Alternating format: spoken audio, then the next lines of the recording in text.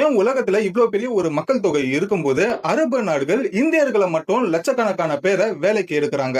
இதுக்கு உண்மையான காரணம் 1970களில் அரபு நாடுகள் முழுக்க வந்துட்டு எண்ணெய் வளம் இருக்குன்றது கண்டுபிடிக்கப்பட்டுச்சு. இதனால அரபு நாடுகள் முழுக்க இந்த எண்ணெய்னால வரக்கூடிய பணம் கொட்ட ஆரம்பிச்சது. பட் இதுல ஒரு பிரச்சனை என்னன்னா, பணம் இருந்தாலும் வேலை செய்யறதுக்கு ஆட்கள் இல்ல.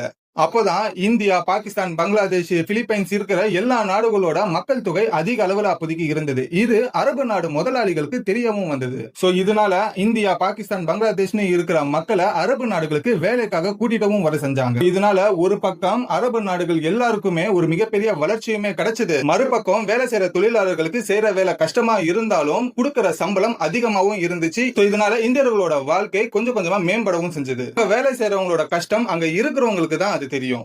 இன்னைக்கு வரைக்கும் கூட இந்தியால வெளிநாட்டு பணங்கள் வருதுன்னா அதுல மிகப்பெரிய பங்கு மிடில் ஈஸ்டுக்கு தான் இருக்கு.